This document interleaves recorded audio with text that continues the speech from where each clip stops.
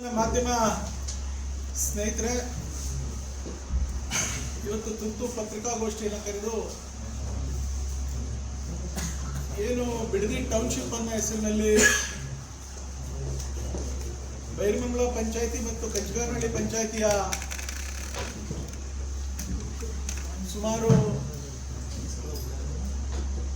10 revenue ಗ್ರಾಮಗಳ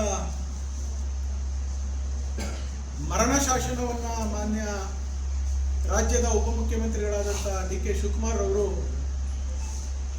ಮರಣ ಶಾಸನವನ್ನು ಬರೀಲಿಕ್ಕೆ ಹೊರಟಿದ್ದಾರೆ. ಅದರ ವಿರುದ್ಧ ನಾವೆಲ್ಲ ನಿಮ್ಮ ರೈತರ ಬದುಕಿನಲ್ಲಿ ಚೆಲ್ಲಾಟ ಆಡಲಿಕ್ಕೆ ಬಿಡೋದಿಲ್ಲ. ನಮ್ಮ ರೈತರನ್ನ ರಕ್ಷಣೆ ಮಾಡಿಕೊಳ್ಳುವಂಥ ಹೋರಾಟದಲ್ಲಿ ನಾವ್ಯಾವತ್ತೂ ಕೂಡ ನಿಮ್ಮ ಪರವಾಗಿ ಇರ್ತೇವೆ. ಯಾರು ಎದೆಗುಂದಬೇಡಿ, ಧೃತಿಗೆಡಬೇಡಿ. ನಿಮ್ಮ ಆಸ್ತಿನ ಕಬಳಿಸುವಂಥ ಹುನ್ನಾರ ಏನು ಸತತವಾಗಿ 3 ವರ್ಷದಿಂದ ನಡೀತಾ ಇದೆ, ಈ ಹುನ್ನಾರಕ್ಕೆ ಕಡಿವಾಣ ಹಾಕೇ ಹಾಕ್ತೇವೆ. ನಿಮ್ಮ ಪಾಲಿಗೆ ನಾವು ಉಸಿರಾಗಿ ಯಾವತ್ತೂ ಕೂಡ ನಿಂತಿರ್ತೇವೆ ಅನ್ನುವಂಥ ಒಂದು ಸ್ಪಷ್ಟ ಸಂದೇಶವನ್ನು ನಮ್ಮ ಆ ಭಾಗದ ರೈತರಿಗೆ, ರೈತ ಹೆಣ್ಣು ಮಕ್ಕಳಿಗೆ ಕೊಡ್ಲಿಕ್ಕೆ ಇವತ್ತು ನಾನು ನಿಮ್ಮ ಮುಂದೆ ಬಂದಿದ್ದೇನೆ. ನೀವೆಲ್ಲ ಡೇ 1 ಇಂದ ಗಮನಿಸಿದಿರಿ. ಅವರ ವಾದ ಇಷ್ಟೇ, ಇದು ನಮ್ಮ ಕಾಲದಲ್ಲಾಗಿದ್ದಲ್ಲ, ಕುಮಾರಸ್ವಾಮಿ ಅವ್ರ ಕಾಲದಲ್ಲಾಗಿದ್ದು, ಕುಮಾರಸ್ವಾಮಿ ಅವರು ಹುಟ್ಟಿಸಿದಂಥ ಕೂಸಿದು. ಆ ಕೂಸಿಗೆ ಪೋಷಣೆ ಮಾಡ್ತೀವಿ, ಹಾಲು ಉಣಿಸ್ತೀವಿ, ಹೆಸರಿಡ್ತೀವಿ ಅಂತೇಳಿ ಹೊಟ್ಟಿರ್ತಕ್ಕಂಥದ್ದು ತಾವೆಲ್ಲ ಗಮನಿಸಿದ್ವಿ. ಅವ್ರಿಗೆ ಯಾರ್ದೋ ಹೆಸರು ಮೇಲೆ, ಕುಮಾರಸ್ವಾಮಿ ಅವರಲ್ಲ, ಆ ಜಾಗದಲ್ಲಿ ಆ ಪಕ್ಷದ ಯಾರಾದರೂ ಒಬ್ರು ಇದ್ದಿದ್ರು ಕೂಡ ಅವ್ರ ಹೆಸರು ಹೇಳಿಕೊಂಡು ಈ ಆಸ್ತಿಗಳನ್ನ ಲಪಟಾಯಿಸೋದು, ಈ ಯೋಜನೆನ ತಮ್ಮದಾಗಿಸ್ಕೋಬೇಕು ಅನ್ನುವಂಥ ಚಿಂತನೆ ಅವ್ರ ತಲೆಯಲ್ಲಿ ಏನು ಬಂದಿದೆ, ಅದನ್ನ ಅವರು ಮಾಡಲಿಕ್ಕೆ ಹೊರಟಿರ್ತಕ್ಕಂಥದ್ದು. ನಾನು ಇಷ್ಟೇ ಸ್ಪಷ್ಟನೆ ಕೊಡ್ತೀನಿ. ಸನ್ಮಾನ್ಯ ಉಪಮುಖ್ಯಮಂತ್ರಿಗಳಾದಂಥ DK ಶಿವಕುಮಾರ್ ಸಾಹೇಬ್ರೆ, ಕುಮಾರಸ್ವಾಮಿ ಅವರು ಚರ್ಚೆ ಮಾಡಿ, ಪಂಥಾಹ್ವಾನ ಮಾಡಿ ಬರಬೇಕು ಅಂತೇಳಿ ನೀವು ಮಾಧ್ಯಮದಲ್ಲಿ ಹೇಳ್ತೀರಿ. ನಿಮ್ಮನ್ನ ಹೋರಾಟ ಶುರುವಾಗಿ 447ನೇ ದಿವಸ ಆಗಿದೆ, 435 ದಿವಸ ಆಗಿದೆ.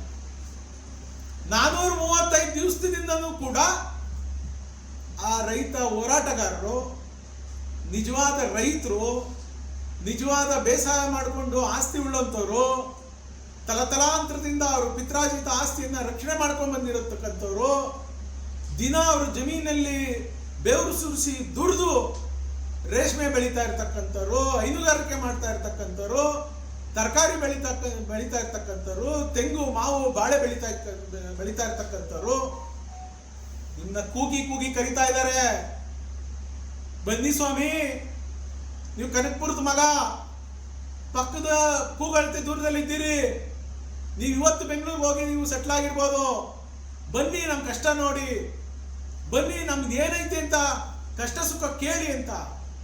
ನಿಮ್ಗೆ ಇವತ್ತು ಕುಮಾರಸ್ವಾಮಿ ಅವ್ರು ಕರಿಬೇಕಾ ಸಾಹೇಬ್ರೆ, ಅಥವಾ ನಿಖಿಲ್ ಕುಮಾರಸ್ವಾಮಿ ಅವ್ರು ಕರಿಬೇಕಾ, ಅಥವಾ ದೇವೇಗೌಡರು ಕರಿಬೇಕಾ, ಅಥವಾ R ಅಶೋಕ್ ಅವ್ರು ಕರಿಬೇಕಾ? ನಿಮ್ಮ ಆ ರೈತ ಹೆಣ್ಣು ಮಕ್ಕಳ ಕೂಗು ನಿಮ್ಮ ಕಿವಿಗೆ ತಟ್ಟಲಿಲ್ವೇ? ಅವ್ರಿಗೆ ಮಾನ್ಯತೆ ಇಲ್ವೇ? ಆ ರೈತ ಹೆಣ್ಣು ಮಕ್ಕಳಿಗೆ ಗೌರವ ಇಲ್ವೇ? ಉಡಾಫೆಯಾಗಿ ಮಾತಾಡ್ತೀರ ಸ್ವಾಮಿ, ಉಡಾಫೆಯಾಗೆ. ನೀವು ಮೊನ್ನೆ ದಿವಸ ಕರೀತೀರಿ, 10 ರಿಂದ 15 ಜನ ಮಾತ್ರ ಬರಬೇಕು ನೀವು, ಆದ್ರೆ ನಿಮ್ಗೆ ಅವಕಾಶ ಕೊಡ್ತೀನಿ ಅಂತ ಪೊಲೀಸ್ನವ್ರ ಕೈಲಿ ಹೇಳಿಸ್ತೀರಿ. ಎಲ್ಲ ನನ್ನ ರೈತರು ನನ್ನ ಹತ್ರ ಬಂದು ಕೇಳ್ಕೊಂಡ್ರು, ಹೋಗದೆ ತಪ್ಪು ಮಾಡ್ಬಿಟ್ಟಿರಿ, ಕೇಳ್ಕೊಳ್ಳಿ, ಒಂದು ಮೆಮೊರಾಂಡಮ್ ರೆಡಿ ಮಾಡ್ಕೊಂಡು ಹೋಗಿ. ಸ್ವಾಮಿ, ನಾವು ನಿಜವಾದ ರೈತರು, ನಾವ್ ಯಾರು ನಕಲಿ ರೈತರಲ್ಲ ಅಲ್ಲಿರೋರು, ನಿಜವಾದ ಆಸ್ತಿ ಇರುವಂತವ್ರು, ನಿಜವಾಗ್ಲೂ ನಮ್ಮ ಹೆಸರು ಪಾಣಿ ಇರುವಂತವ್ರು. ಬಿಟ್ಬಿಡಿ ನಮ್ಮನ್ನ. ನೀವ್ ಯಾರ್ಯಾರ್ದೋ ಸವಾಲುಗಳಿಗೆ ಹೋಗಿ ನಮ್ಮನ್ನ ಬಲಿ ಮಾಡ್ತೀರಿ ಅಂತ ಪಾಪ ರೈತರು ಕೇಳ್ಕೊಂಡ್ರೆ ನೀವೇನ್ ಹೇಳಿದ್ರಿ ಸ್ವಾಮಿ? ನಾನು ಉನ್ನತ ಮಟ್ಟದ ತನಿಖೆ ಮಾಡಿಸ್ತೀನಿ, ನಾನು ಇಲ್ಲಿರ್ತಕ್ಕಂಥ IAS ಆಫೀಸರ್ಗಳನ್ನ ಅದಿಯಾಗಿ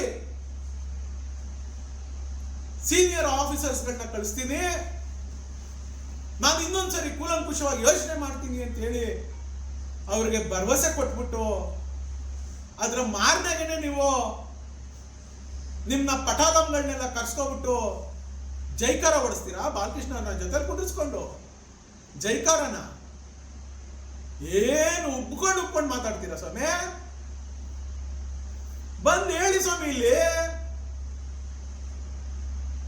ಸಾಹೇಬ್ರೆ ಬಂದು ಬೈರ್ಮಂಗಲ ಸರ್ಕಲ್ ಅಲ್ಲಿ ನಿಂತ್ಕೊಂಡು ನಿಮ್ ದಂಡು ದಾಳಿ, ನಿಮ್ ಪೊಲೀಸು, ನಿಮ್ ಅಧಿಕಾರಿಗಳು ಎಲ್ರೂ ಕರ್ಕೊಬಂದು ಇಲ್ಲಿ ಮಾತಾಡಿ ಸ್ವಾಮಿ. ಅಲ್ಲೆಲ್ಲ ನಿಮ್ ಕ್ವಾರ್ಟರ್ಸ್ ಎಲ್ಲೋ, ಅಲ್ಲೆಲ್ಲ ನಿಮ್ ಕಾಲೇಜಲ್ಲೋ ಡೋರ್ ಹಾಕೊಂಡು ಯಾಕೆ ಮಾತಾಡ್ತೀರಿ?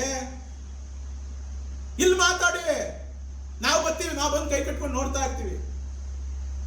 ನಮ್ ಸಾಹೇಬ್ರು ಬಂದವ್ರೆ, ಏನ್ ಮಾತಾಡ್ತಾರೆ, ಏನ್ ಕೇಳ್ತಾರೆ, ನ್ಯಾಯ ಮಾಡ್ತಾರ ಅನ್ಯಾಯ ಮಾಡ್ತಾರ ಅಂತ ನಾವು ಬಂದು ಕೇಳ್ತಾ ಇರ್ತೀವಿ. ಆ ಕೆಲಸ ಮಾಡಿ ಸ್ವಾಮಿ. ಇದೆಲ್ಲ ಮಾಡೋದು ಯಾವ್ದೇಳಿ? ಮನೆ ಕ್ವಾರ್ಟರ್ಸ್ ಕರ್ಸ್ಕೊಂಡು ಅಲ್ಲಿ ಜೈಕಾರ ಹೊಡ್ಸ್ಕೊಬಿಟ್ಟು ಅಲ್ಲಿ ಎಲ್ಲಾರ್ಗು ಹೇಳಿ ಅಂತ ಹೇಳಿ ನಿಮ್ದು ತಂತ್ರಗಾರಿಕೆ ಎಲ್ಲ ಗಮನಿಸ್ತಾ ಇದೆ. ವಿರೋಧ ಮಾಡೋರು 10-15 ಜನ ಅವ್ರೆ, ಪರವಾಗಿರೋ 100 ಜನ ಅವ್ರೆ ಅಂತೇಳಿ ನೀವು ವಿಡಿಯೋ ಮಾಡಿ ಡಾಕ್ಯುಮೆಂಟೇಶನ್ಗೆ ನೀವು ಕರ್ಸ್ಕೊಂಡು ಈ ಅವತಾರಗಳೆಲ್ಲ ಹಚ್ತೀರಲ್ಲ, ನೀವು ಬಾಲಕೃಷ್ಣ ಅವರು, ಈ GBD ಅವರೆಲ್ಲ ಸೇರ್ಕೊಂಡು ನಮ್ಗೇನು ಗೊತ್ತಿಲ್ಲ ಅನ್ಕೊಂಡಿದ್ದೀರಾ?